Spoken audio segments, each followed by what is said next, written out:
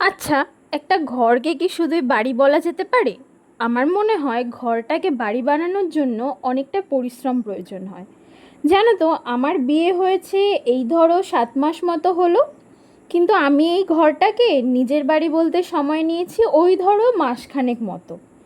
মানে প্রথম 1 মাস মনে হতো যে আমি এটা অন্য কারো কাছে আছি, আমার নিজের বাড়ি নয় এটা। এখানে এটা করা যাবে না, এখানে সেটা করা যাবে না, এখানে এটা রাখতে পারবো না, আমি এটা করলে ওরা কি বলবে, এই সমস্ত আর কি। কিন্তু ওই যে, সময়ের থেকে বেশি ক্ষমতাবান আর কেউ হয় না। সময় সবাইকে সব কিছুই শিখিয়ে দেয়। এখন আমি বলি এটা আমার বাড়ি, এটা আমার সংসার, আমার সংসারে এটা প্রয়োজন। ঠিক সেরকমই আমার সংসারে আজ একটা নতুন সদস্য এসেছে। সেটা আমার এই ফ্রিজটা। অনেক দিন ধরেই জানো তো, ফ্রিজটার খুব প্রয়োজন ছিল। মানে যেহেতু নিচে আমরা নিরামিষ রান্না করি, একদমই আমিষ রান্না হয় না।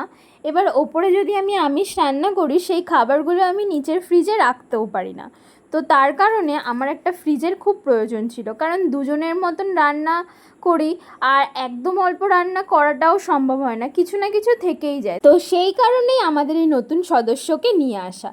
তো আমার ঘরের এই নতুন সদস্যকে তোমাদের কেমন লাগলো আমাকে অবশ্যই জানিও। ভালো লাগলে লাইক, সাবস্ক্রাইব অ্যান্ড কমেন্ট করে যেও। টাটা, দেখা হবে অন্য ভিডিওতে।